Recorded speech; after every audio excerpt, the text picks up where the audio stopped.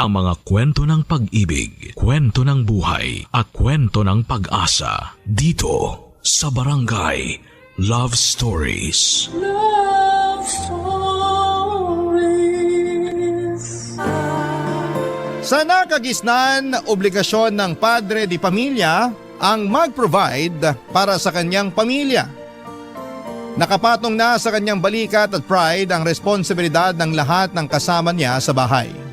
Ikaw ba ang padre di pamilya sa iyong tahanan? Dear Papa Dudut, ako nga pala si Socorro, 45 years old, habang fresh pa sa utak ko. Ang mga nangyari sa buhay ko ay gusto ko lang sana itong ikwento sa inyo. Sana maintindihan ninyo ako. Nakipag-live-in ako sa kaedad kong si Willie. Kakasimula pa lang ng relasyon namin at wala pang isang buwan ay nagsama na kaming dalawa. Bit-bit ko sa bahay ni Willie ang 18 anyos kong anak na dalaga na si Jovi. Maswerte akong pumayag si Willie na isama ang anak ko. Hindi lahat ng lalaki gustong magbit-bit nang hindi niya bagahe. Una pa lang na binanggit ko si Jovi kay Willie ay hindi na ako nagkaroon ng problema para mapalapit ang loob ng anak ko sa kanya. Tinanggap niya si Jovi na para bang sarili niyang anak. Single si Willie noong nakilala ko at wala siyang naging asawa, pero nagkaroon siya, Papa Dudut, ng mga karelasyon na mas bata sa kanya. Hindi niya nakasundo ang mga yon dala marahil ng agwat sa edad. Kaya naman minabuti niyang doon na lamang sa kaedad niya sumubok. Ako ang nagkataon na napadpad sa kanyang daan habang naghahanap ng kaparehas. Maswerte akong masasabi, Papa Dudut, na napadaan siya sa landas ko. Dahil noong time na yon ay hindi ko na alam ang ginagawa ko sa buhay. Ang dati kong asawa at tatay ni Jovi ay hiniwalayan ko noong time na sinalba ko ni Willie. Kaibigan ko pa lamang si Willie noon at nasasabihan ko siya ng problema ko sa dati kong asawa. Kay Willie ako madalas umiiyak na para bang siya ang matalik kong kaibigan. Siguro'y doon ako na fall sa kanya, Papa Dudut. Ganon din siya sa akin. Doon na rin nagwakas ang pagmamahal at pasensya ko sa dati kong asawa. Dahil kay Willie ay nagkaroon ako ng lakas ng loob para iwanan ang mapang-abuso kong asawa. Inalala ko noong simula si Juvie dahil baka ayaw niyang magkahiwalay kami ng tatay niya. Pero nagulat ako nang ang anak ko na mismo ang nagtulak sa akin para umalis na kami sa poder ng kanyang ama.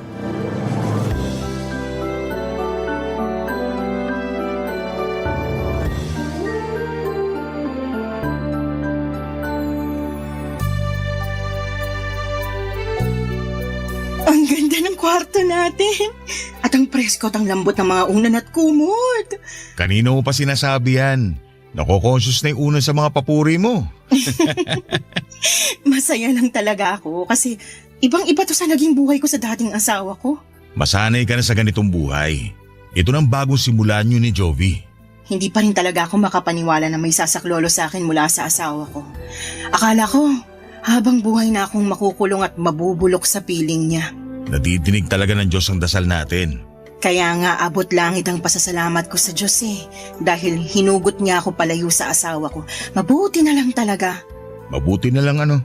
Mabuti na lang at inad mo ako sa Facebook.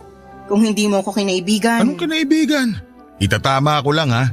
Baka ibig mong sabihin kung hindi kita nilandi. Basta, nagsimula tayo sa friendship. Hindi pa naman ako interesado sa iyo nung una. Ouch naman. Matapos kitang bilhan ng malalambot na unan at kumot, tapos ganyan ang sasabihin mo. Kasi ayoko namang madungisan ang simula natin. Magkaibigan naman talaga tayo nung una. Pero ramdam mo naman na dati pa kita gusto, hindi ba? Ramdam. Pero ayokong isipin masyado kasi mahal ko pa nun yung asawa ko Ouch ulit? Pero ibang kwento na ngayon. Ikaw na yung mahal ko. Sure na ba yan?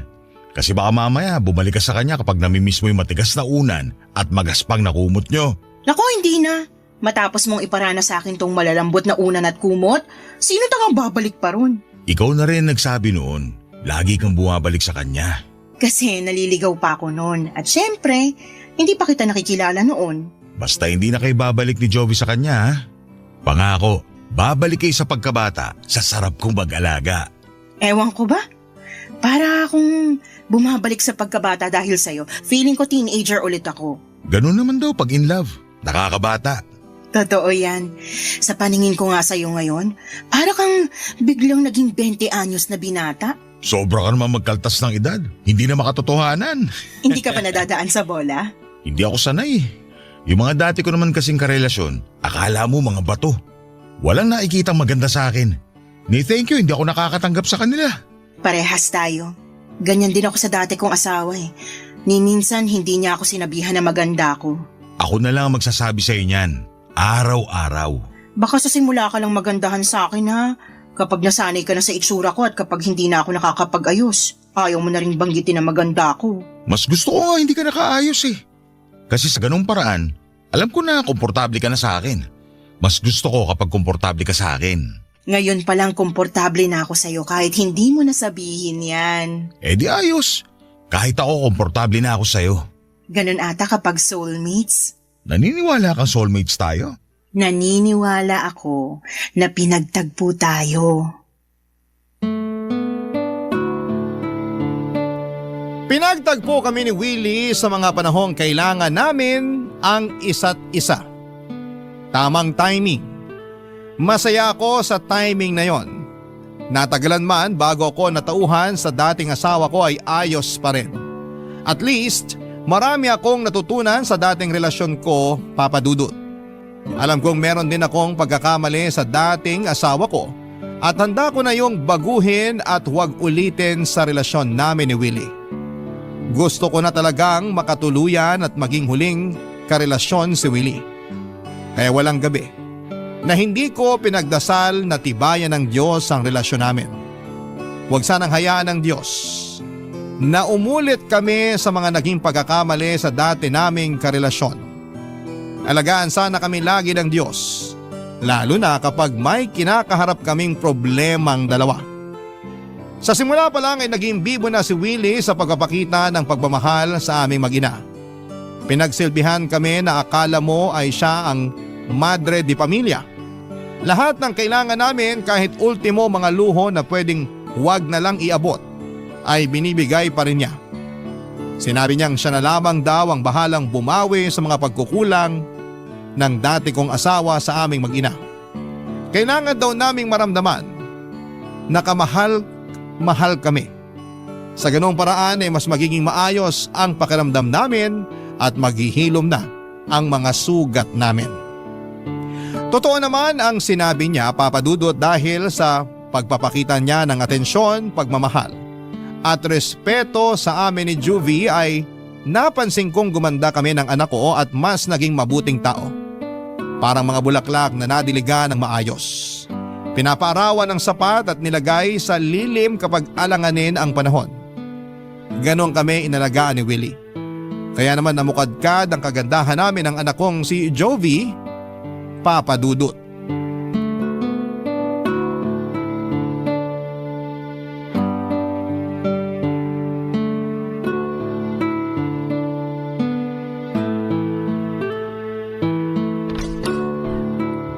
Andito na ako. Hello, Tito Willie. Ang aga mo umuwi ah. Di ba sabi mo gagabihin ka? Namiss kita eh. Ayaw mo ba? Naku, sa harapan ko pa talaga naglandian. Tumigil ka riyan, Jovi. Magsaing ka na muna sa kusina para makakain na tayo. Mamaya ka na magsaing, Jovi. Tignan niyo muna itong mga pinamili ko sa inyo. May pasalubong na naman. Thank you talaga, Universe. At natisod ni Mama si Tito Willie. Naka-jackpot. Kakabili mo lang ng mga pasalubong sa amin nung Lunes ah. Meron na naman ulit. Si Mama parang nauumay na sa regalo ni Tito. Samantalang dati nagre-reklamo kay Papa kasi kahit candy hindi mabilhan. Oo nga. Tapos ngayon na binubusog na sa regalo. Ikaw talaga, Socorro, hirap mo ispilingin eh. Pag ikaw binalik ng tadhana sa asawa mo, sige ka. Nakakahiya kasi. Panay ang bili mo ng gamit namin eh. Hindi naman namin gaano kailangan. Uy, wag mo akong idamay dyan, Ma. Ako kailangan ko ng gamit, lalo magpapasok ka na sa school. Tito, wag kang makinig kay Mama ha. Nahihilo lang yan. Naasikaso mo na pala enrollment mo, Jovi? May kailangan bang bayaran? Sabihan mo ako kagad para makapag-withdraw ko. Mag-e-enroll pa lang ako next week, Tito. Kasabay ko yung friend ko. Thank you po sa pag-ako ng tuition fee ko ha. Nag-promise ako sa inyo ng mama mo na ako nang bahala sa inyo. Hindi maganda sa pride ko kung hindi ko tutuparin yun. Ilang beses mo nang natupad. Hindi na siguro mamasamain ang pride mo kung magpapaawad ka na sa kakabili ng gamit para sa amin ni Jovi. Tito, kung ano man ang sinasabi ni Mama sa iyo ngayon, hindi ako agree ron ha. Magkaiba kami ng prinsipyo. Hoy Jovi, hindi kita tinuruan para maging gahaman ha. Si Mama naman, nagjo-joke lang, di ba? Ang hirap mo namang pasayahin. Huwag na kayong magtalong dalawa. Gusto ko talaga itong nagbibigay ng regalo sa inyo. Ewan ko ba? Parang ang sarap sa pakiramdam na nakakapagbigay ako sa inyo. Uy, si Tito. Love language ang giving gifts. Isa kang malaking bilog na sugar daddy, tumatalbog-talbog.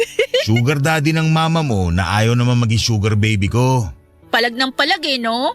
Sige, pagtulungan nyo na naman akong dalawa. Kasi naman lagi mo kinukontra ang pagpapakita ko sa inyo ng pagmamahal.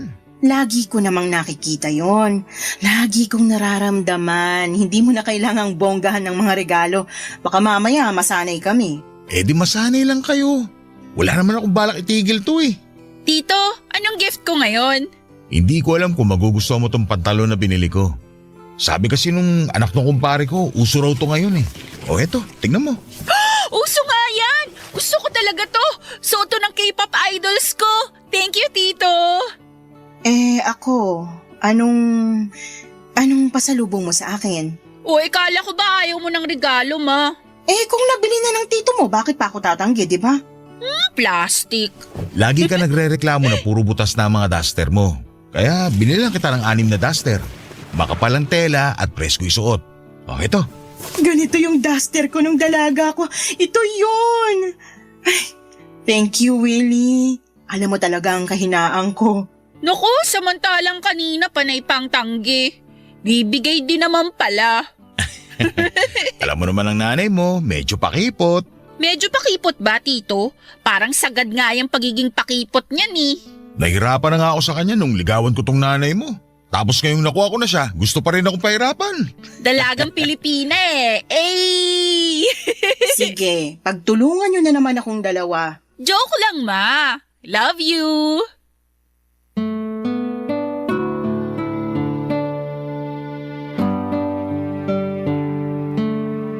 Para akong nagkaroong muli ng panibagong pamilya.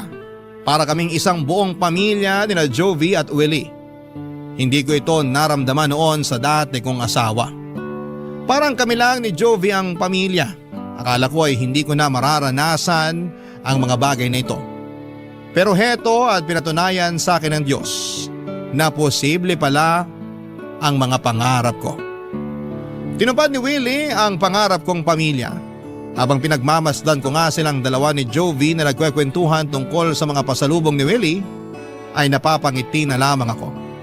Halos hindi ko na matanggal ang ngiti sa labi ko. Sino ba namang hindi sasaya kapag makita mong magkasama at nasa isang bahay ang mga mahal mo sa buhay? Panay ang dasal ko na sana'y hindi na matapos ang kasiyahang ito. Alam kong hindi naman ako bibiguin ng Diyos. Dahil matagal din akong naghirap bago ko sinukuha ng sitwasyon na matagal na niyang gustong alisan. Araw-araw ay lagi akong binibigyan ng rason ni Willie para mahulog sa kanya. May oras na parang natatakot na ako dahil masyado ng malalim ang nararamdaman kong pagmamahal para sa kanya. Baka kasi biglang magbago siya o makahanap ng iba. Ganon ba talaga yon? Kapag galing ka sa maling tao at napunta sa tama ay lagi kang matatakot sa tuwing makakaramdam ka ng saya. Kasi ganoon minsan papadudot ang nararamdaman ko. Sinasabi ko ang worries ko kay Willie at lagi niya lamang akong niyayakap at hinahalikan. Patuloy niyang pinaparamdam sa akin na hindi ko na kailangang mamuhay sa nakaraan dahil kasama ko na siya sa kasalukuyan. At sa kasalukuyan ay payapa na ang lahat kasama siya. Naniwala ako sa kanya, Papa Dudut. Nagtiwala ako sa kanya ng sobra. Barangay Love Stories. Barangay Love Stories. Sa mga unang buwan ng pagsasama namin ni Willie ay nasanay na ako sa mga binibigay niyang regalo. Lagi siyang nagpapalit ng mga gamit sa bahay kahit na hindi naman sira. Basta makita niyang may bago at mas magandang gamit online ay bumibili kaagad siya. Napagsabihan ko na siya noon na maghinay-hinay sa pagbili lalo na kung hindi naman nagagamit sa araw-araw pero mapilit siya. Hindi ko naman na siya nilabanan pa dahil pera naman niya ang ginagastos. Sino ba naman ako para pigilan siya sa paggamit niya ng pera, hindi ba? Kung yun naman ang nagpapasaya sa kanya at nagbibigay sa kanya ng dahilan para lalong magsipag para kumita ng pera, ay sino ba naman ako para pigilan siya? Kaya lang makalipas pa ang ilang buwan ay napansin kong hindi na siya gaanong bumibili ng kahit na anong gamit o regalo para sa bahay at para sa aming mag-ina. Hindi naman sa hinahanap-hanap ko ang mga luho na inaabot niya. Kaya lang kasi papadudot ay nanibago ako. Ganon din si Juby. Pero hindi naman namin yon itinawid sa kaalaman ni Willie. Baka masaktan at ma-misinterpret niya ang pagtatanong namin. Sinabihan ko si Jovi na huwag magbabanggit at sasabihin ang diretsahan kay Willie ang tungkol sa paghinto nito sa pagbibigay ng luho sa amin. Meron naman na kaming sapat na luho na ibinibigay niya noon. Hindi na kailangan maghangad pa ng sobra. Kaya lang may nangyari nitong nakaraan para tuluyang sumabog si Willie. Hindi ko yon inasahan, papadudot.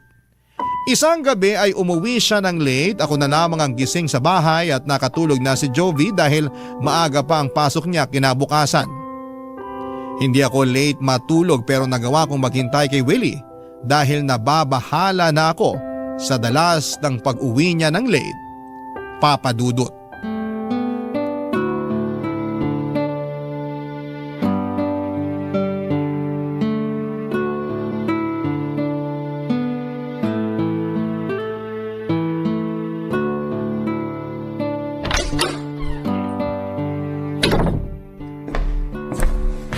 Oh, Socorro, bakit gising ka pa?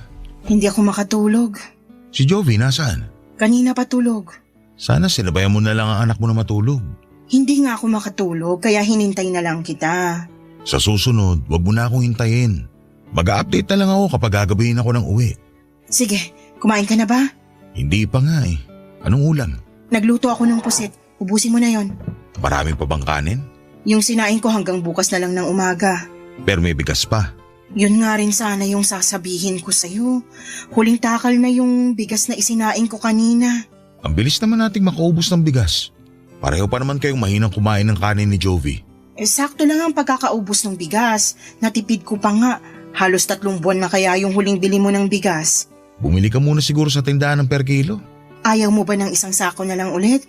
Mas makakamura tayo nun. Per kilo muna. Yung 3 araw muna siguro ang bilhin mo. Yung pinakamura na rin. Hindi naman ako maselan sa bigas. Sige. Papapain ko na lang yung pusit. Hindi na ako magkakanin. Para umabot hanggang tanghalian yung natitirang kanin. Ay hindi. Kumain ka ng kanin. Ikaw tong mahilig sa kanin eh. Hindi naman nag-aalmusal madalas si Jovi. Ako naman, sapat na yung kape. Sa'yo na lahat ng natitirang kanin. Mas kailangan mo yun kaysa sa amin. Ikaw pa naman tong laging nasa labas para rumakit. Salamat, Socorro. May mga frozen food pa ba tayo? Hotdog na lang tapos kalahating plastic ng tosino. Gusto mo bang ipagprito kita bukas para sa almusal mo? Hindi na. Tipirin mo na lang yan para may pagkain sa ibang araw. Mga dilata natin, kamusta naman? Ayos naman sila sa cabinet. Close na sila sa isa't isa, hindi na sila namamahay. Pansamantala, dilata muna ang ulam natin. Lalo na kapag wala naman ako. Haluan mo na lang ng repolyo o kahit na anong gulay para magmukha namang disente. Nakakapanibago naman. Ang alin? Naaalala ko lang dati ayaw mong bumili ng delata. Sabi mo hindi magandang kainin eh. Kaya lagi kang nagpapaluto sa akin ng mga fresh na karne at isda. Tapos madalas gusto mo magpa-deliver na lang tayo ng pagkain. Napilit lang kitang bumili ng delata para kung sakaling magkaroon ng emergency meron tayong mabubuksan. Hindi ka pa ba nagpapasalamat na mabubuksan mo na sa wakas yung mga dilata na pinaglalaban mo sa akin dati? Nabigla lang. Hindi ko naman inaasahan na gugustuhin mong mag-ulam ng delata. Masama bang kumain ng dilata? Oy, wala akong sinabing ganyan ha. Ang sinabi ko lang, nanibago lang ako. Mali ata ako na sinanay ko kayo sa luho. Parang diring-diri ka ng kumain ng mga dilata. Baka pati sa bigas sumelan ka na rin. Hindi ako kailanman nandiri sa delata kahit ilang beses mo pa akong pinakain ng crispy pata at mamahaling putahe. Baka nakakalimutan mo, sinanay din ako dyan ng dati kong asawa. Bakit kailangan pang banggitin ang dati mong asawa? Nasanay ka na nga yata sa luho. Hindi ko maintindihan bakit minamasama mo tong sinasabi ko sa'yo. Wala naman akong masamang intensyon. Nag-uusap lang tayo. Bakit biglang pumangit ang dating sa'yo? Kasi pagod na ako sa kakahanap ng pera. Tapos parang pinamumukha mo pa sa akin na wala akong kwentang padre di pamilya.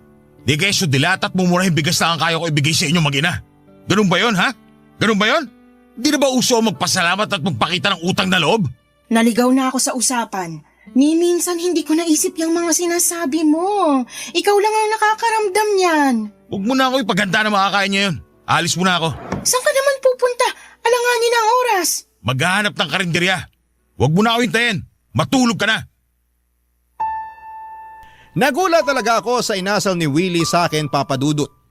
Padawag niyang sinarado ang pintuan at nakatayo lamang ako noon at hindi ko alam kung paano tamang magre-react sa mga nangyari. Hanggang sa bigla na lamang nagising si Joby dahil sa pagkagulat sa kalabog ng pintuan. Sinamahan ako ni Joby at kinausap. Hinanap niya si Willie. Sinabi ko sa kanya ang mga nangyari at maski si Joby ay nagulat sa ikinuwento ko sa kanya. Hindi naman kasi yon ugali ni Willie, Papa Dudut. Pero pinaniwalaan ako ng anak ko. Sinamahan pa niya ako para masiguradong ayos na ako. Nabigla kasi talaga ako. Sa inasal ni Willie ay parang may ala-ala sa ex-husband ko ang nag-flashback sa akin. Lalo tuloy kinabahan ang puso ko. Na mainit ang ulo niya at walang pera. Ayaw ko mag-overtake. Pero may problema nga kaya si Willie sa pera. Sinabi ko ang iniisip kong yon kay Joby, Papa Dudut, at tumango lamang ang anak ko. Dati pa naman daw yon napapansin ni Joby kay Willie. Hindi niya lang daw magawang sabihin sa kanya lalo't inuunahan ko na siya na huwag punahin ang pagbabawas ni Willie ng pagbibigay ng regalo sa aming mag-ina. Nasabi ko na rin ang tungkol sa dilata at sa bigas. Doon na nga mas lalong nakumpirma na mukhang problemado sa pera si Willie. Pero bakit hindi siya naging honest at sabihin sa amin ang katotohanan? Handa namang kaming makinig. Lalo na ako. Wala akong alam sa mga pinagkukuhanan niya ng pera at hindi ko ugaling magtanong sa tao tungkol sa trabaho nila. Parang hindi yon komportable para sa akin. Kaya hindi ko alam kung paano ko maitatawid ang tulong at suporta para kay Willie, gayong hindi ko naman alam ang eksakto na pinagkukuhanan niya ng pera. Isang araw ay mas lalong lumala ang lahat. Maagang umuwi si Willie sa bahay, balisa at tulad ng dati ay iritable din, Papa Dudut.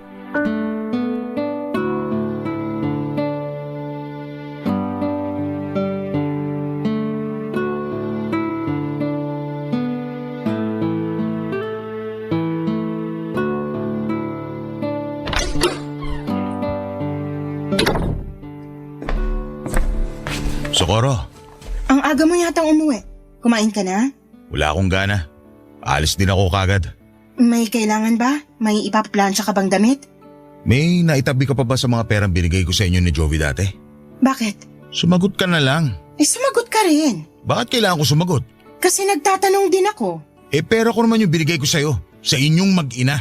Sumbat ba yan? Kasi naman ang simple lang ng tanong ko, hindi pa magawang sagutin ng maayos. Maski naman ako maayos din ang tanong ko. Oo, alam ko pera mo yun at inabot mo sa akin. May karapatan ka ron. Yun naman pala eh. Nasaan na yung pera? Naitabi ko, wag kang mag-alala. Nabawasan ko pero pinangbili ko naman ang kailangan natin dito sa bahay. Asa na nga yung natira? Dali na! Gusto pa ng pahirapan eh. Willie, may problema ba? Wala magiging problema ko, ibibigay mo na lang sa akin yung pera ko. Alam ko pera mo yon.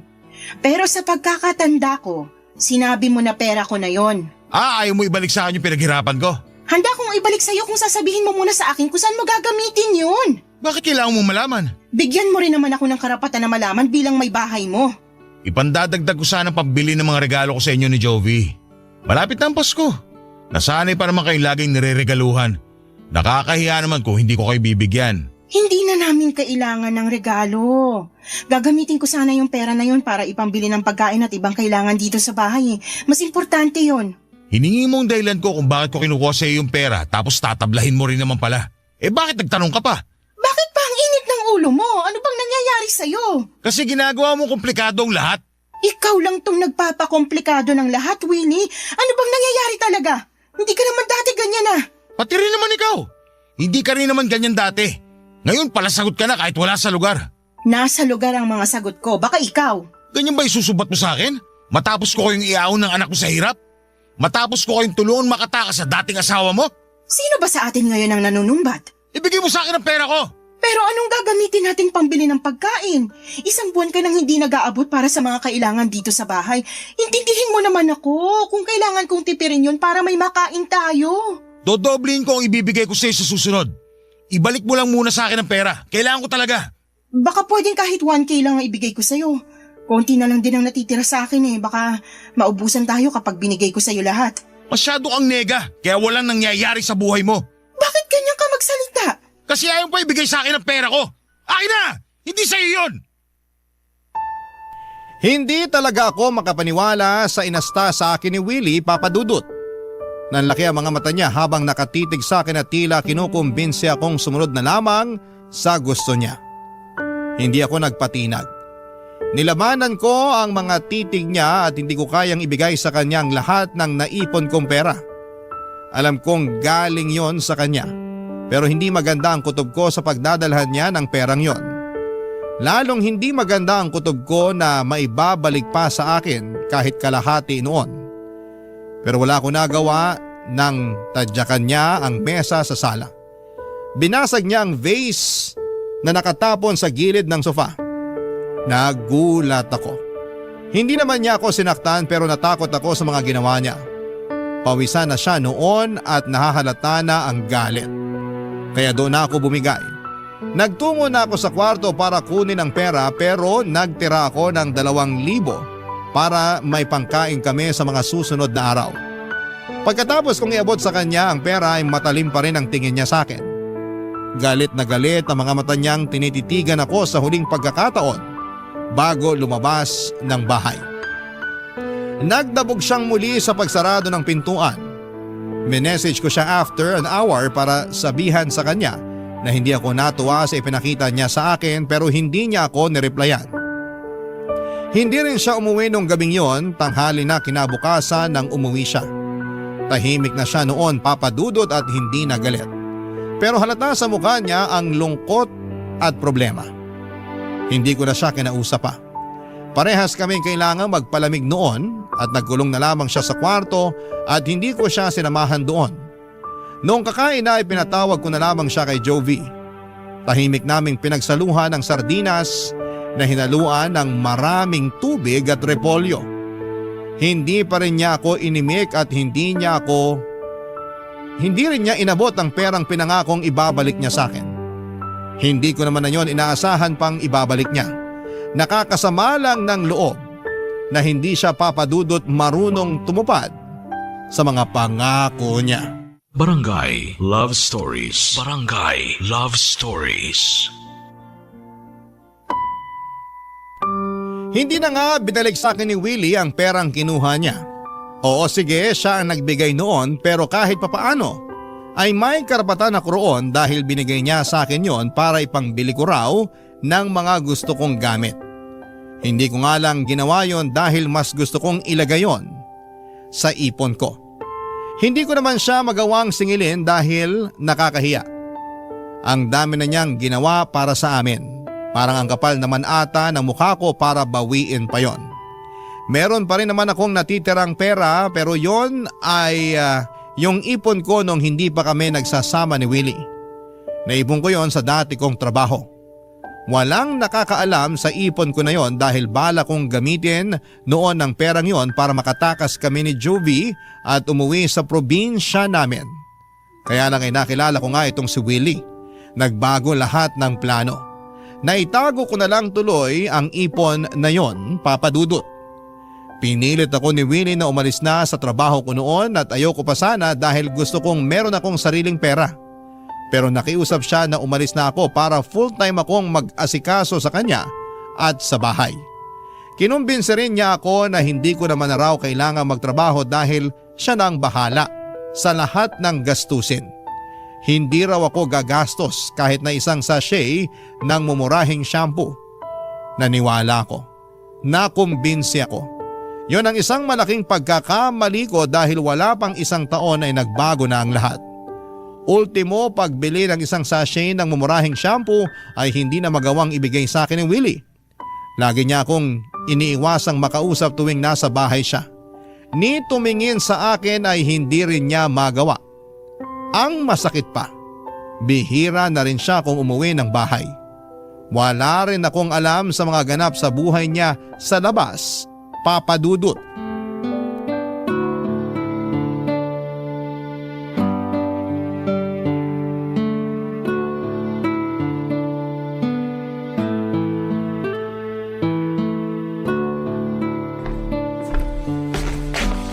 Ma, busy ka? Nagbabudget lang ako para sa pagkain natin para sa linggong to. Bakit? Nakita kasi ako kanina nung may-ari ng tindahan sa kanto. Nagtatanong kung kailan daw natin babayaran yung bigas na inutang natin. Hindi pa ba dumaan doon ang Tito Willie mo? Sinabi niya sa akin na siya na yung magbabayad ng inutang nating bigas eh. Mukhang hindi pa eh. Nagagalit nga po yung may-ari eh. Mabuti na lang dumaan na yung jeep na sasakyan niya. Napilitan tuloy huminto sa kakatalak. Nakakahiya naman. Hayaan mo. Dadaan ako doon mamaya bago ako mamalengke. Makikiusap muna ako na kalahati munang babayaran ko. May iutos po ba kayo sa akin na iluto? Wala naman po akong gagawin ngayon. Pakitingnan mo muna sa cabinet kung meron pang natirang sardinas. Meron pang kalahating repolyo sa ref. Isahog mo bago masira. Dagdagan mo ng tubig para pangbawas ng alat ha. Tsaka dagdag sabaw din. Huli na po yung sardinas na inulam natin kagabi. Sigurado ka ba? Parang may nakita pa ako na isang sardinas. Isang meatloaf na maliit na lang po yun. Kasya na po siguro yun kung tayong dalawa lang ang kakain. Paano naman ang Tito Willie mo kung umuwi siya? Maghahanap yun ng pagkain. Ma, may sasabihin din pala ako. Oh, ano yun? Nawawala po kasi yung naipon kong pera na itinago ko sa ilalim ng kama ko. Ha? Hindi akong kumuha ah. Tignan mong mabuti, baka na-misplace mo lang o kaya nahulog kung saan. Halos baliktarin ko na po yung buong kwarto pero wala talaga eh. May pagkaburara ka pa naman. Andyan lang yan. Wala namang ibang taong bumibisita rito. May hinala po ako. Ha? Hinala? Si Tito Willie po. Ay Jovi, wag ganyan. Wag kang mambibintang ha.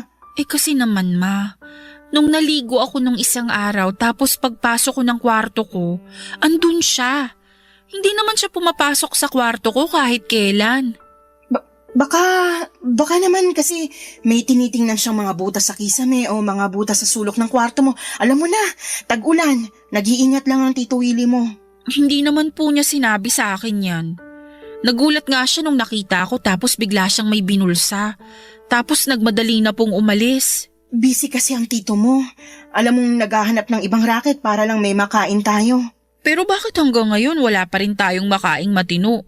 Yung ipon nyo, nagagamit nyo na pangbayad ng kuryente at tubig. Paano kapag naubusan kayo?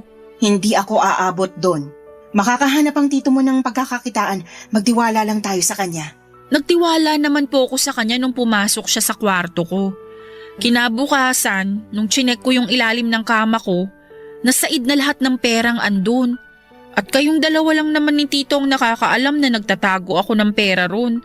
Hindi ba nga nagbibiro pa siya noon na baka ngat-ngatin ng daga yung perang tinatago ko dun? Jovi, wag nga muna natin itong pag-usapan. Sumasakit ng ulo ko sa kakaisip kung saan tayo kukuha ng pera. Hanapin mo pa sa kwarto mo, nandun lang yun. Isipin mong mabuti.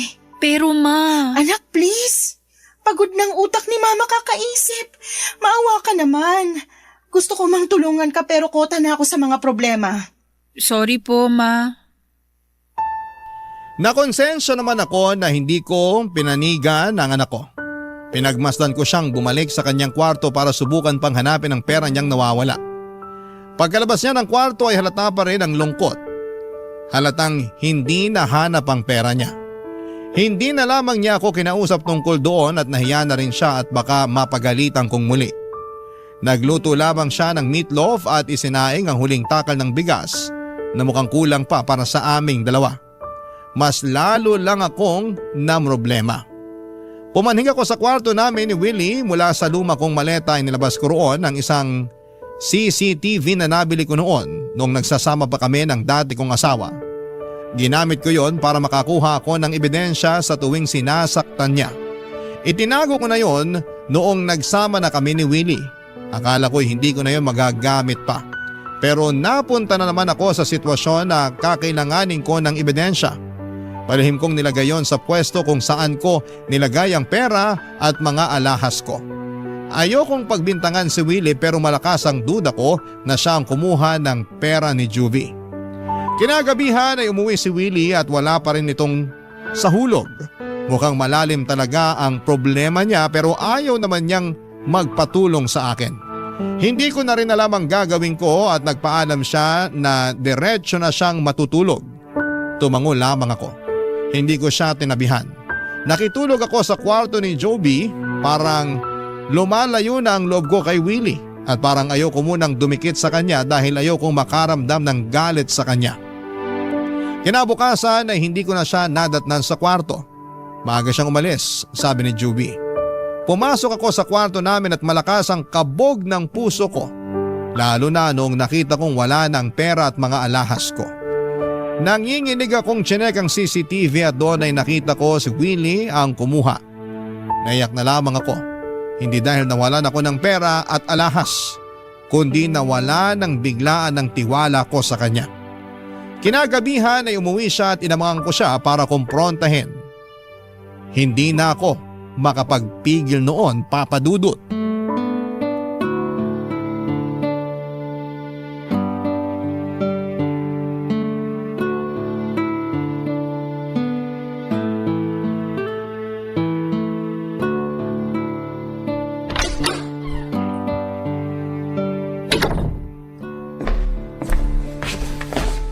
Bakit gising ka pa? Hinintay talaga kita. Matutulog na ako ha. Maaga akong aalis bukas. Mag-usap muna tayo. Tungkol saan ba? Aminin mo na sa akin yung totoo. Ano na naman yan? Wala ka na bang pera? Ang sakit naman ng bintang mo. Alam mo bang hindi yan maganda sa pandinig ng mga lalaki? Hindi naman kami bulag at manhid ni Jovi para makita yung pagbabago mo. Pati si Jovi dinamay mo rito. Tatay na ang turing niya sa'yo. Pati siya nakakaramdam na rin. Nag-aalala lang siya sa'yo. Wala kayong dapat ipag-alala. Ayos lang ako. Hindi yun ang nakikita ko. Hindi ka na nakakapag-abot para sa mga gastusin dito sa bahay. Lagi ka pang wala. Nagagalit na yung tindahan sa kanto dahil hindi tayo makabayad ng mga inuutang natin doon, Willie. Sabihin mo na lang yung totoo para alam ko kung saan ako lulugar. Wala akong dapat sabihin sa'yo. Maayos naman ang lahat.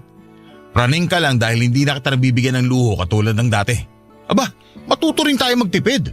Mga mayayaman nga hindi bigay todo sa luho nila. Tayo pa kaya? Hindi na problema sa akin kung hindi mo ako mapagbigyan sa luho ko. Pero yung mga araw-araw na pangangailangan natin, ibang usapan na yun. Nangako kang magpo-provide ka sa amin ni Jovi sa lahat ng kailangan namin. Kaya nga napilit mo akong mag-resign sa trabaho ko kasi sabi mo good provider ka. Ikaw nang bahala sa lahat, di ba? Hindi ko na kailangang magpakapagod sa trabaho dahil kaya mong sustentuhan ang pangangailangan namin. Asa na yung Willie na nagsabi sa akin nun? Hindi naman kasi araw-araw bumubuhos ang biyaya sa akin.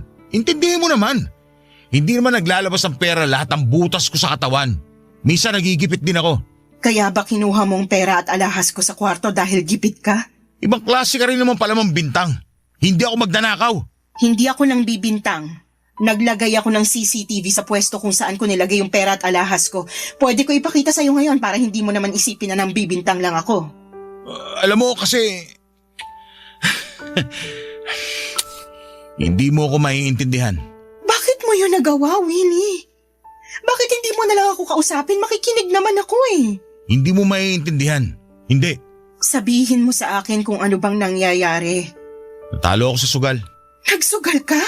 Nanalo naman ako dati sa sabong. Kaya nga lahat ng luho na kailangan nyo mag-ina na ibibigay ko, di ba? Pero alam mong walang pupuntahang maganda yung pagsasabong. Sa una ka lang papatikimin ng panalo pero babawiin din sa dulo. Sabi ko na eh, hindi mo ako maiintindihan. Bakit pa ba ako nagaksaya ng laway para magpaliwanag? Sorry, nabigla lang ako. Hindi ko naman kasi alam na sa sugal ka pala kumakapit. Doon naman talaga ako kumukuha ng pera kahit bago pa kita makilala. Naipundar ko tong bahay dahil sa sugal. Ewan ko lang kung ano nangyari ngayon. Hindi ko lang siguro swerte ang taon na to. Ihinto mo na yan, please. Aahon ka rin kahit hindi na magsugal. Magtutulungan tayo. Matutulungan mo ako? Oo naman, kahit ano. Baka may naitabi ka pang pera dyan. Huling pusta na. Gusto kong mabawi yung mga natalo ko. Hindi kita matutulungan dyan. Ayaw na kitang bigyan ng pera para ipangsugal. Kala ko tutulungan mo ako. Sige na, Socorro. Nararamdaman kong ito na yun. Isang pusta pa. Sigurado ako na makakabawi ako. Hindi na ako uulit. Huli na to basta manalo. Hindi, tumigil ka na sa sugal. Hindi ka mananalo dyan. Huwag kang nega. Nangangati na itong palad ko. Kasabihan ng mga matatanda na magkakapera daw pag ganito. Kaya ilapag mo na sa palad kong pera para makapusta na. Sige na. Alam ko na may naitatabi ka pa dyan. Huwag mo akong pagdamutan. Kinuha mo na lahat, Willie. Wala nang natira sa akin. Ano pang ibibigay ko sa'yo? Gisingin mo si Jovi. Baka may mga hindi pa ako nakuha sa ilalim ng kama niya. Ipaliwanag mo na lang sa kanya lahat. Ikaw din ang kumuha ng ipon ni Jovi sa ilalim ng kama? Hindi na mahalaga yun. Ang importante ngayon, magtiwala ka sa akin na may papanalo ko itong susunod na pusta ko. Nararamdaman ko talaga. Sa susunod na panalo ko, pupunta tayo sa Hong Kong. Ayaw mo ba nun? Hindi ako makapaniwala sa mga narinig kong sinabi ni Willie. Nakangiti pa siya sa akin pero kita sa kanyang mga mata ang pagod at pagkabahala. Alam kong pilit lamang niyang kinukumbinsi ang sarili niya na tama pa rin ang ginagawa niya. Lulong na po si Willie sa sabong at kita naman yon sa kanya pero hindi niya magawang tanggapin. Naiiyak na lamang ako noon habang pinipilit niyang tumawa para kumalma. Para na siyang nasisiraan ng bait. Lalo kung paano niya alugin ang balikat ko para pakinggan ko siya. Para bigyan ko siya ng pera. Panay din ang panginginig ng mga kamay niya. Pinagmamasdang ko lamang siya. Lalo na noong paikot-ikot na siya sa sala habang pinapaliwanag sa akin na sa susunod na pusta niya ay milyon na ang makukuha niya. Naniniwala siya roon at doon ako nababahala. Iba na ang tama ng sugal sa utak niya. Nagkunwari akong bibigyan siya ng pera at naniwala naman siya. Natuwa siya. Napalundag pa siya sa saya. Sinabi ko sa kanya na ibibigay ko yon kinabukasan basta matulog na lamang muna siya. Pumayag naman siya, Papa Dudut. Tumakbo na siya patungo sa kwarto namin at nagtalukbong. Pahuni-huni ng kanta at parang nagbibilang ng pera. Naiiyak na ako noon. Unti-unti ay parang tinakasan na si Willie ng bait at hindi ko napaghandaan yon. Kinabukasan ay ginising niya ako para kunin ang pera. Inabutan ko siya ng 100 piso at natuwa siya. Sabi niya ay magiging 100,000 raw yon. Lumabas siya ng bahay nang hindi man lang naligo o nagpalit man lang ng damit. Hinayaan ko siya. Alam kong delikado pero wala na rin akong lakas para pigilan siya. Mga kabarangay, patuloy pa rin po si Willie sa kanyang pagsusugal. May mga araw na matino siya pero mas madalas na parang nawawala na siya sa sarili niya. Ano bang may papayo ninyo sa sitwasyon namin ngayon? Kailangan ko na ba siyang iwan? O baka pwede pang magawa ng paraan? Sana ay matulungan ninyo ako. Isa ako sa mga masusugid ninyong tagapakinig at marami sa inyong mga kwentong napapanood ko sa YouTube ang nakakatulong sa akin. At sana sa pagkakataong ito, magawa niyo rin po akong tulungan sa personal na problemang aking kinakaharap. Maraming salamat po sa inyo, Papa Dudut, sa pagtampok sa aking kwento sa inyong programa. Ang inyong kapuso, Socorro. Barangay Love Stories. Barangay Love Stories. Anong say mo sa Barangay Love Stories na ito? Pagkwentuhan natin sa comment section yan. Nagustuhan ng iyong napakinggan? Ituloy yan via live stream sa www.gmanetwork.com/radio. Barangay LS. In Mega Manila, 97.1. Forever.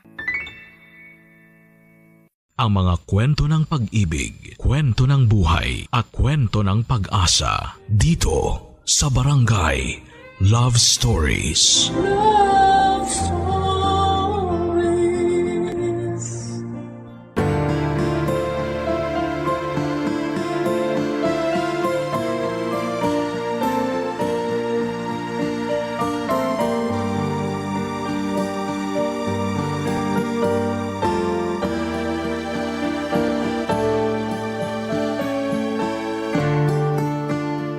Habang may buhay ay may pag-asa.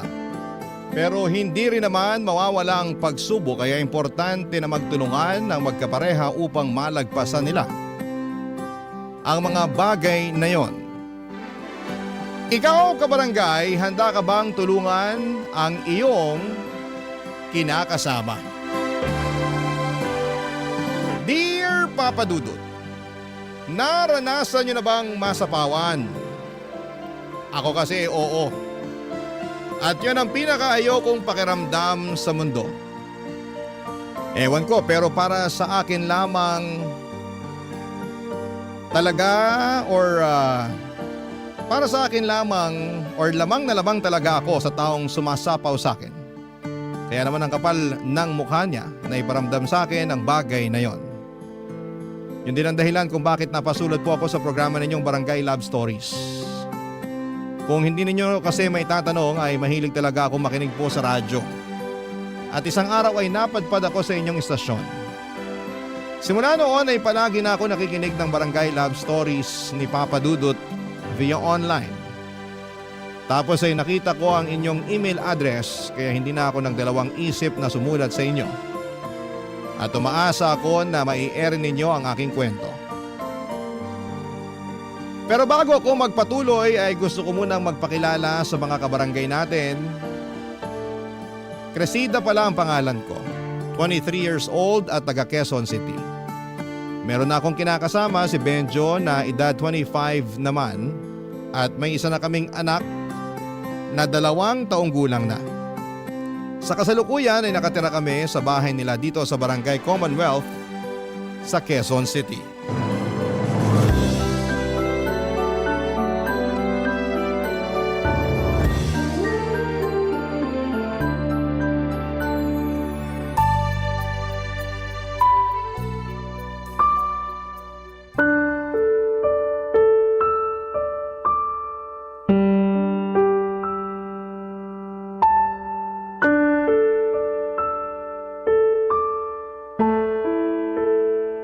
Bebe, ano to?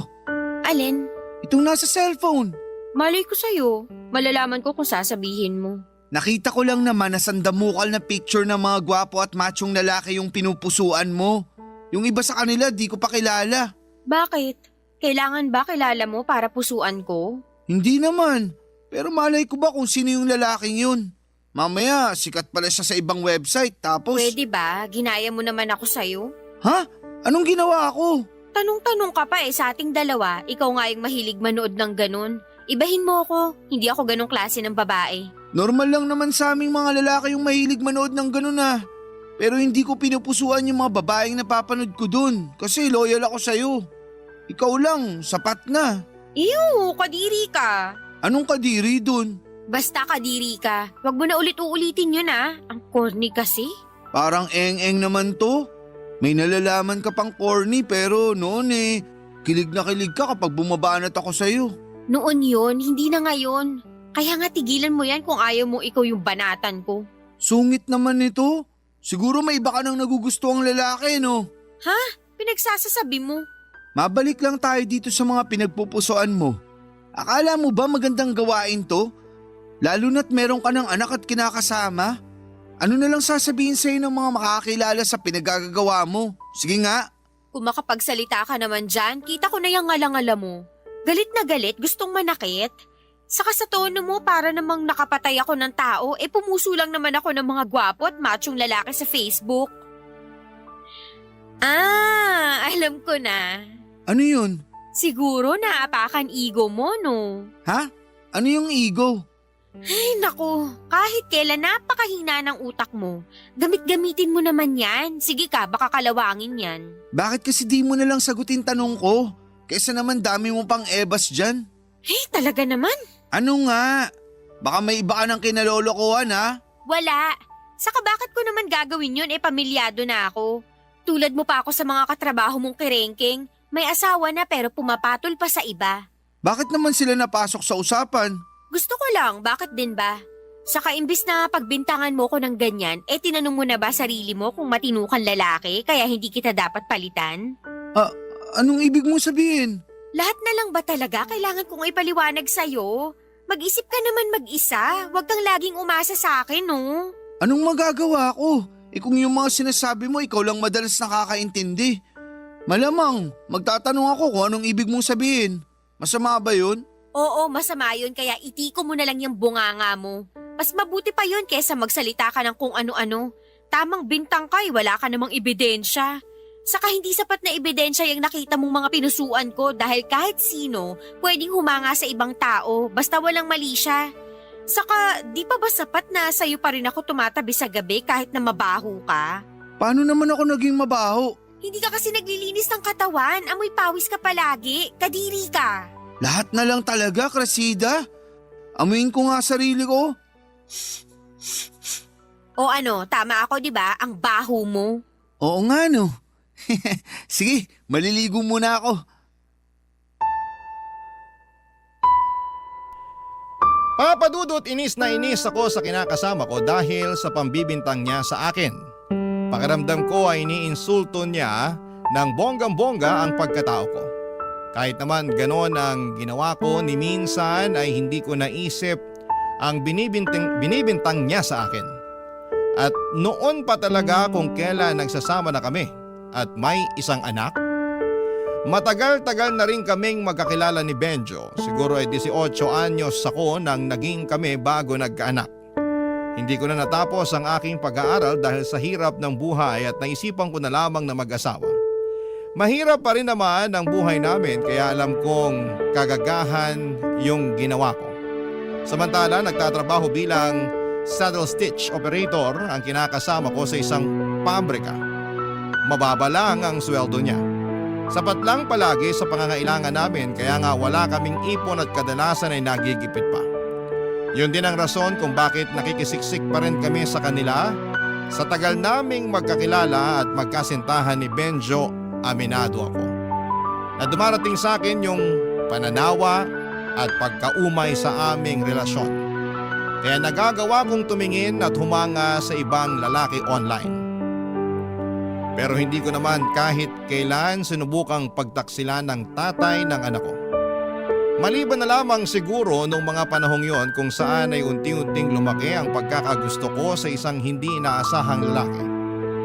Lahat ng yon ay kinuwento ko sa kaibigan at dati kong kaklaseng si Almarie Papadudut.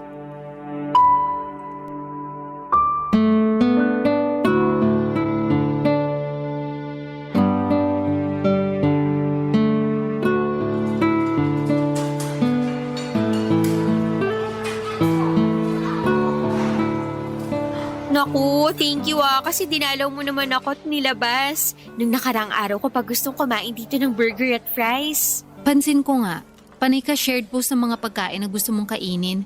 Kaya nag-chat na ako sa'yo na magkita tayo dito sa fast food. Kaya nga, thank you sa panlilibre. Sensya ka na kasi wala akong trabaho. Wala rin tuloy akong pera. Ayos lang, magkano lang naman yan? Naks, iba talaga pag may trabaho, no? San ka na nga ba ulit? Trabaho ko? Oo, alam ko kasi umalis ka na dun sa pinagtatrabahuan mong patahian. Oo, umalis na nga ako dun. At cashier ako ngayon sa isang convenience store. Okay ba pasahod dun? Sakto lang, pero mas maayos yung ngayon kesa naman sa dati ko. Sobrang init dun, akala mo impyerno. Tapos yung line leader namin, si Satanas. Laki talaga ng galit mo dun sa line leader nyong yun, no? Sakto lang, kasi hindi pa naman niya ako nagawa ng kasalanan. Siguro, lagi lang niya akong pinagagalitan at sinisita kahit maayos naman yung trabaho ko. Naisip ko, inggit lang siguro sa beauty ko kaya ganun. Pero ayoko na rin naman manatili sa lugar na yun. Bukod sa mababa ang sweldo, napakaraming tukso sa loob. Hindi lalaki kundi mga pautang na pinapatulan naman ng ibang nanay doon. Kaya ending, payslip na lang nakukuha nila sa araw ng sweldo. Ako nga na wala pang anak hirap na sa buhay.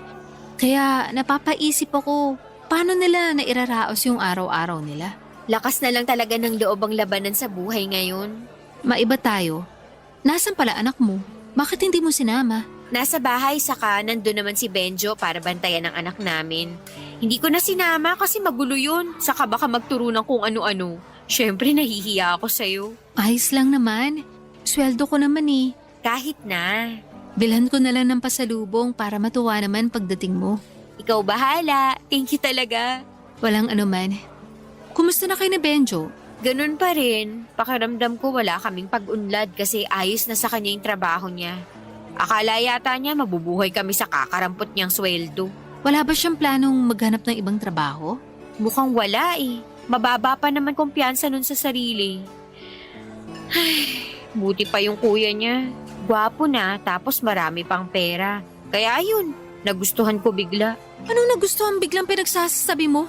Crush ko kuya niya kasi magaling dumiskarte sa buhay. Feeling ko mas may future ako kung siya nakatuluyan ko. Manghilabot ka nga. Bakit naman hindi naman tayo nag-uusap ng karumal-dumal at nakakatakot. Gaga, hindi nga. Pero ano ba yung pinagsasasabi mo dyan? Baka nakakalimutan mo may kinakasama ka na at si Benjo yun. Tapos may anak pa kayo. Kaya dapat hindi ka na magkagusto sa ibang lalaki. Lalong-lalo na sa kuya niya. Ikaw naman, masyado kang seryoso. Siyempre alam ko naman lahat yun, saka simpleng crush lang naman tong nararamdaman ko sa kuya niya. Simple raw, pero naisip mo nga na mas may future ka kung kuya niyang nakatuluyan mo. Hanggang dun lang naman yun, kasi imposible nang mangyari. Ikaw na may sabi na kinakasama ko na si Benjo. Saka kasalanan naman niya kung bakit nagkagusto ko sa kuya niya. Kung matino sana siyang kinakasama, kung may pangarap sana siya sa amin ng anak niya, di hindi ko maiisip yung bagay na yun. Papadudot, napakagwapo ng kuya ni Benjo. Well, gwapo rin naman ang kinakasama ko, pero lamang ng isang paligo ang kuya niya.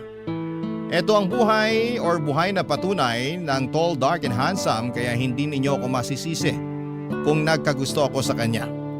Pero alam ko sa sarili ko na simpleng pagkagusto lamang yon.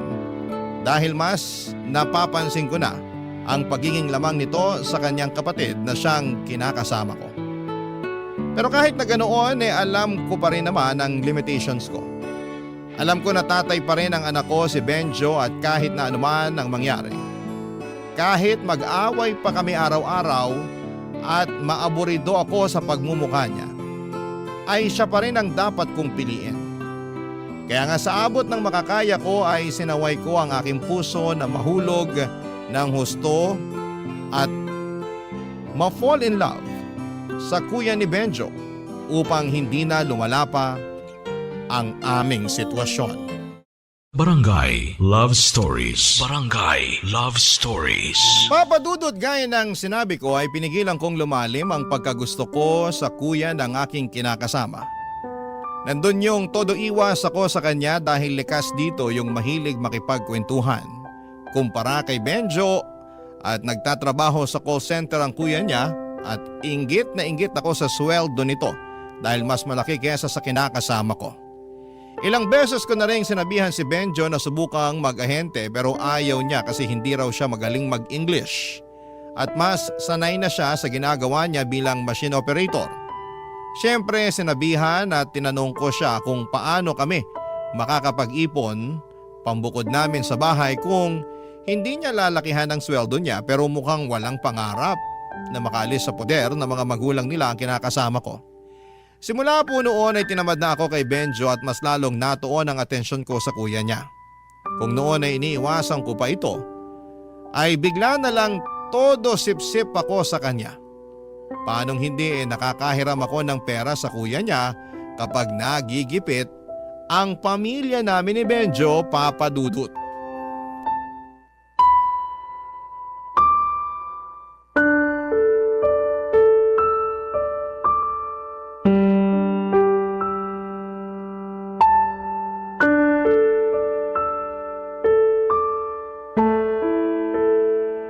Pwede bang mag-usap tayo, bebe? Mag-uusap tungkol saan? Saka bakit ganyan tono mo? Tinawag mo pa akong bebe kung galit ka naman. Paanong di ako magagalit? Akala mo di ako nakakahalata na masyado kang sumisip-sip sa kuya ko? Ha? Pinagsasasabi mo dyan? Panay kayo usap, tawanan at biruan. Mas kinukumusta mo pa nga siya kaysa sa akin na kinakasama at tatay ng anak mo. Akala mo di ko napapansin no? Pwes, diyan ka nagkakamali. Oh, masama bang kausapin, makipagtawanan at makipagbiruan sa kuya mo? Baka nakakalimutan mong nakatira tayo sa iisang bubong. Natural, magkukrus ang landas namin. Alangan namang di ko siya kausapin, di ba? Gusto mo pa yata kaming gawa ng issue? Hindi naman sa ganun, pero… Sabihin mo, masyado kang malisyoso. Hindi ako malisyoso. Anong tawag mo dyan sa mga pinagsasasabi mo kung hindi mali siya, Aber? Malisyoso ka. Binibigyan mo ng kulay yung pag-uusap at pagtatawanan namin ang dahil lang sa ano ulit yon? Hindi kita makamusta ka mo? Oo, tsaka totoo naman yun. Hindi yun totoo. Masyado ka lang madrama. Alam mo, napipiko na ako sa kaartehan mo eh. Kung makapagsalita ka dyan, akala mo hindi mo kapatid yung pinag-uusapan dito. Anong tawag doon? Hirap sa'yo, di ka makalata eh. Magkakaganito ba ako kung di ako nagsiselos? Wow, ngayon naman may nalalaman ka ng pagsiselos. Tama talaga ako na masyado ka lang malisyoso kasi wala namang rason para magselos ka. Anong magagawa ko? Sa'yo yung nararamdaman ko. Ikaw naman kasi, kasalanan mo. Bakit bigla ako naging kasalanan? Sige nga. Sinabi ko na, di ba? Masyado kayong close. Hindi ako sanay. Sinabi ko na rin naman na kuya mo yun. Magselos ka ako sa ibang lalaki, ako makipag-close. Ayun, sige, papayagan kitang mag-alboroto na parang bulkan. Baka nga ako pa humingi ng dispensa sa'yo, pero utang na loob naman. Benjo, kuya mo yun. Ay, sensya na. Hindi ko lang talaga mapigilan. Pakiramdam ko kasi may ginagawa kayo nakakaiba pag wala ako rito sa bahay o kung nakatalikod ako. Naririnig mo ba yung mga pinagsasasabi mo? Oo naman. Palagay mo sa akin, bingi. Hindi, pero buti na rin yung nagkakaintindihan tayo kasi napakasira ulo mo. Bakit naman ako biglang naging siraulo? Tanong-tanong ka pa talaga, bakit nga ba? Sige, ikaw sumagot. Bebe naman eh. Huwag mo ko mabebe-bebe, naiirita ako sa pagbumuka mo. Akala ko naman kung anong sasabihin mo tapos ikaw pa galit nung niyaya mo ako makipag-usap. Alam mo, sumusobra ka na eh. Nung nakaraang araw mo pa ako pinagbibintangang may ibang lalaki dahil lang sa mga picture na pinupusuan ko sa Facebook. Tapos ngayon bibigyan mo ng kulay yung pagiging close namin ng kuya mo? Mahiya ka nga sa kulay ng balat mo, uy. Bakit naman ako mahihiya? Basta, isipin mo, gamitin mo yung utak mo para naman hindi ka lawangin. Kayamot ka talaga, Benjo. Ay, paano ko narinig ng kuya mo yung mga pinagsasasabi mo, Aber? Ano na lang iisipin nun? Hindi ka na talaga nahiya? Dami-dami na nating pabor sa kanya tapos gaganyanin mo pa siya? Hindi ko naman sinasadya. Siguro napangunahan lang ako ng init ng ulo tsaka selos. Init ng ulo sa kapag siselos mo na wala sa lugar yung magdadala sa atin sa kapahamakan eh. Imbis na magselos ka o magalit dyan, bakit hindi mo na lang kaya gayahin yung kuya mo?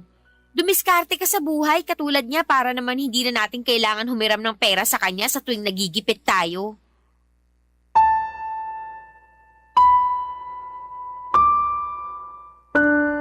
Papadudot, akala ko ay puro trabaho at yosi lang ang nasa utak ng kinakasama ko pero nagkamali ako dahil marunong din pala siyang mag-obserba.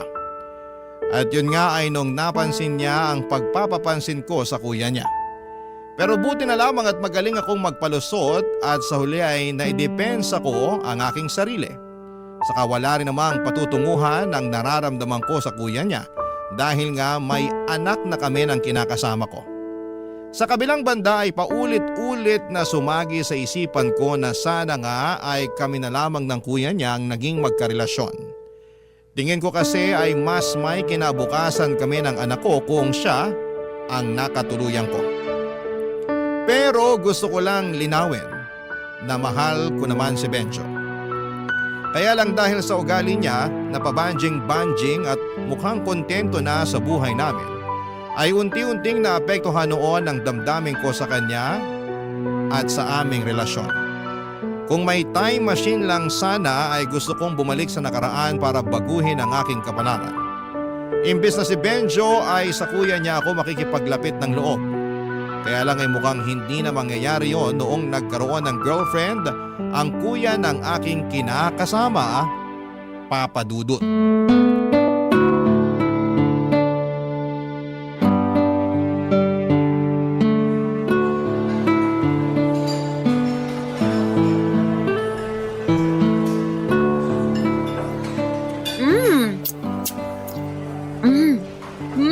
Grabe.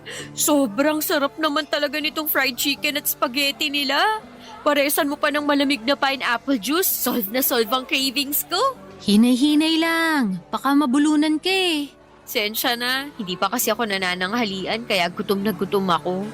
Buti na lang talaga niyaya mo ulit ako na makipagkita sa'yo at thank you sa libre mo. Walang anuman. Pero bakit hindi ka pa nananghalian? 3:00 na ng hapon oh. Bad trip ako eh. Kaya nawalan ako ng gana kumain sa bahay kanina. May nangyari ba? Huhulaan ko. Nag-away kayo ni Benjo. Sakto, rest day niya ngayon, di ba? Kasi linggo. Oo, kaya nga sa kanya ko ulit iniwan anak namin pero hindi kami nag-away. Bakit ka nga kasi na bad trip tapos nawalan ka pa ng ganong kumain? Sinong di mawawala ng gana? Sinama at pinakilala lang naman ng kuya ni Benjo yung girlfriend niya. OMG! May girlfriend na pala siya? Oo. Lahat nga kami nagulat kasi wala kaming alam na may nililigawan na pala siyang babae. Hindi man lang niya nabanggit o nakwento man lang kaya gulat na gulat talaga kami nung pinakilala niya sa amin kanina. Ayun, masayang masaya naman sila, maliban sa akin. Oh, alam ko kung bakit. Bakit? Syempre, may gusto ko na dun sa tao. Tapos, ang sakit nung bigla na lang siya nagka-girlfriend. Oo, tama ka. Apektado buong sistema ko kaya nawalan ako ng gana kanina at nagsuka pa ako sa CR. For real? Oo. Pero hindi ka naman buntis. Gaga, hindi. Naka-IUD ako, no? Ayoko pa magbuntis ulit. Buti naman. Hirap mag-anak sa panahon ngayon, no? Kaya nga sinabi ko kay Benjo na wag niya akong tatangkaing buntisin dahil mananagot siya sa akin. Di naman sa ayaw ko na magka-baby. Pero sa hirap ng buhay tapos mahina pa dumiskarte kinakasama ko, wag na talaga munang mag-anak. Correct. Pero grabe namang epekto sa'yo nung revelation ng kuya ni Benjo para magsuka ka pa. Oo nga Saka hindi ko rin kasi inaasahan kaya, ayun, bumaligtad sikmura ko. Oh, kumusta naman si girl? Yung girlfriend? Maganda ba? Hindi, pangit. Sobra ka naman sa pangit. Totoo naman Maputi lang pero mas maganda pa rin ako sa kanya. Siguro nga mas maganda ka sa kanya. Pero siya pa rin yung pinili ng kuya ni Benjo. Talo ka pa rin. Ewan ko ba? Totoo yata yung kasabihan na love is blind. Eyes can be blind, but heart can see ang peg ng love story nila. Pwede ba? Wag mo namang ipagdiinan. Lalo ako nayayamot OA mo naman. May kinakasama ka na at anak, di ba? Gets ko na ma-hurt ka ng konti at magulat. Pero hindi na yung sobra-sobrang maapektuhan ka. Dapat kung may mararamdaman ka, ituwa. Kasi sa wakas, nagka-girlfriend na yung kuya ng kinakasama mo. Nakwento mo sa akin na wala ka mong nakarelasyon yun ng ilang taon matapos lokohin ng ex, di ba? Oo, pero hindi pa rin ako natutuwa. Alam ko naman na hindi ako dapat maapektuhan ng husto. Pero ewan ko ba kung bakit ako nasasaktan at naiinis? Nasasaktan kasi nga may iba na siyang kinagigiliwang babae. At inis ako dun sa girlfriend niya dahil inagaw niya yung attention sa akin ng kuya ni Benjo. Kung bakit kasi bigla-bigla siyang umiiksena.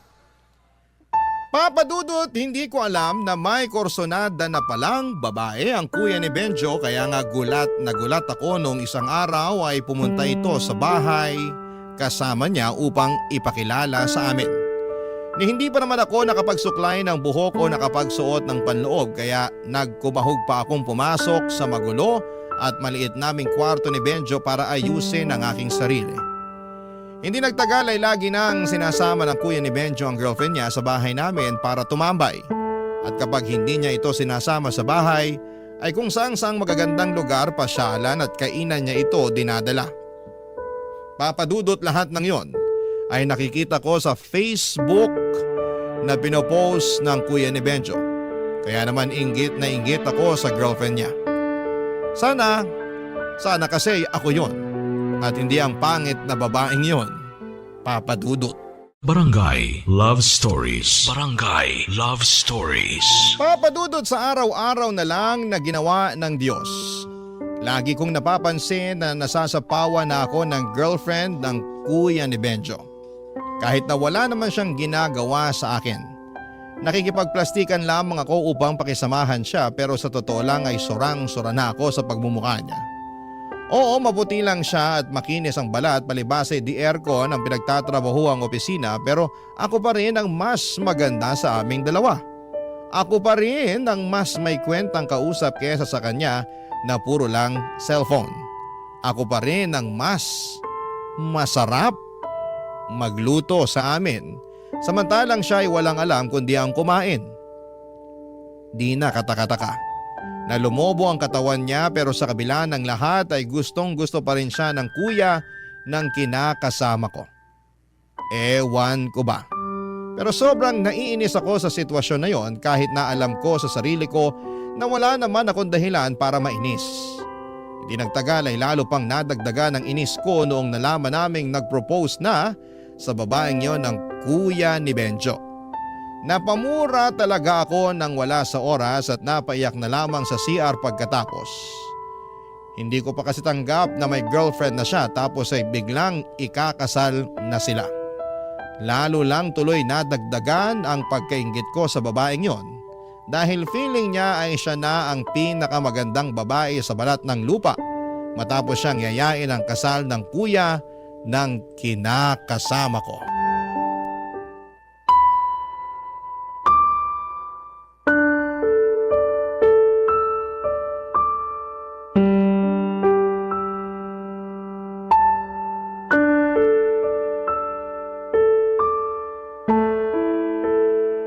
Grabe si kuya, no? Masyadong mabilis kumilos. Mantakin mong yayain agad ng kasal yung jowa niya. Halatang ayaw na talaga niyang pakawalan. Oo nga eh. Oh, bakit naman ganyan tono mo? Ano bang problema sa tono ko? Ewan ko. Kaya nga tinatanong kita kasi para kang wala sa mood. Masakit lang ulo ko tapos daldal ka pa ng daldal dyan. Hindi ba pwedeng tumahimik ka na lang muna para naman pumayapa yung paligid ko? Wala naman akong ginagawa sa'yo kaya huwag ka sa akin magalit. Masyado ka. Nagkakwento lang naman yung tao. Ayun na nga. Kwento ka ng kwento alam ko naman na yan. Baka nakakalimutan mo nakasama niyo ako nung sinabi ng kuya mo na niyaya niyang magpakasal yung jowa niya. Tapos ulit-ulitin mo pa? Bakit ba kasi nagagalit ka? Masama ba na ulit-ulitin ko? Masama kasi naririndi na ako. Crescida naman eh. Benjo naman. Mahirap bang intindihin yung sinabi ko? Ano? Ayaw mo na namang gamitin utak mo? Siguro ang kapal na ng kalawang niyan kasi hindi na talaga gumagana. Sobra ka naman magsalita. Parang hindi mo ako kinakasama kung insultuhin mo ako Hindi kita iniinsulto, pero kung yan ang nararamdaman mo, problema mo na yun. Bakit ba kasi hindi ka nagmana sa kuya mo na madaling makaintindi, magaling dumiskarte sa buhay? Huwag mo nga akong ikumpara sa kuya ko. Nakakapanliit naman yun. Ganyan nga, manliit ka kasi totoo naman yung mga sinabi ko. Alam mo napakamalas ko sa'yo. Anong ibig mong sabihin? Kasi nakilala pa kita at pumayag ako magpaligaw sa'yo. Kasi ikaw pa naging tatay ng anak ko. Kung hindi siguro nangyari yun, maayos-ayos yung buhay ko kumpara ngayon. Sana hindi lang palaging sapat sa atin yung kinikita mo. Sana palaging may sobra para naman hindi na tayo madalas magipit. Oh, kita mo? Kipit na naman tayo ngayon dahil walang panggatas yung anak natin. Tapos hindi na ako makahiram sa kuya mo kasi mukhang nag-iipon yata siya ng pera pang kasal nila ng babaeng yun. Magiging asawa na ni kuya yung babaeng yun na sinasabi mo. Kaya tawagin mo siya sa pangalan niya. Wala akong pakialam. Pansin ko, ang init ng dugo mo sa kanya. Inaano ka ba niya? Ano bang pinagsasasabi mo? Akala mo kasi sa akin hindi marunong mag-obserba eh. Akala mo di ko napapansin na nakikipagplastikan ka lang sa girlfriend ni kuya? So what? Wala ka namang pakialam kung nakikipagplastikan ako sa kanya. Mahalaga pa ba yun? Issue natin yung pinag-uusapan dito. Tapos magsisingit ka ng ibang tao? Di ko alam, nag-uusap pala tayo. Ano bang akala mo sa ginagawa natin? Nagpe-prayer meeting? Akala ko kasi nag-aaway tayo dahil sa tono ng boses mo. Anak naman ng lintik. Kanina mo pa talaga pinapakailaman yung tono ng boses ko, no? Pwede bang kumalma ka lang? Masyado kang mainit eh. Mukha mo pakalmahin mo sa kakasalanan mo kung bakit ako nagkakaganito. Paano naman naging kasalanan ko? Kung nanahimik ka na lang sana, di hindi ako magagalit sa'yo. Hirap sa'yo, hindi mo alam kung kailan dadaldal o kung kailan dapat itikom yung bibig mo. Nakakairita ka talaga kahit kailan. Bebe naman. Huwag mo nga akong tawagin yan. Huwag ka na kasing magalit sa akin. Mas marami akong dahilan para magalit sa'yo kaysa hindi. Kaya kung ayaw mong madagdagan pa pagkaaburido ko sa pagmumuka ko, manahimik ka na.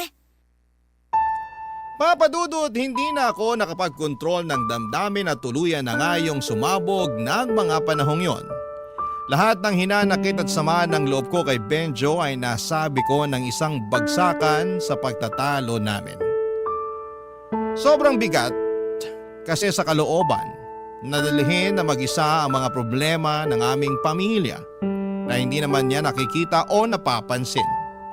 Maling-mali yata talaga na siya ang pinili kong pakisamahan kaya nga araw-araw sa pagising at pagtulog ko ay nagsisisi ako ng husto, Papa Dudut. At dahil gusto kong pangatawanan ng sama ng loob ko kay Benjo ay nag-alsa balutan ako.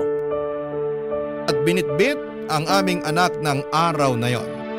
Umuwi kami sa maliit na inuupahang kwarto ng nanay ko kasama ang aking stepfather at 5 nilang maliliit na anak. Wala namang magawa si nanay noong pinagsiksikan ko ang aming sarili ng anak ko sa bahay nila. Pero isang araw pa lamang ang nakakalipas ay hirap na ako. Mabuti na lamang at dinalaw ako doon ni Almarie kaya meron akong napagkwentuhan na mga pinagdaraanan ko, Papa Dudut.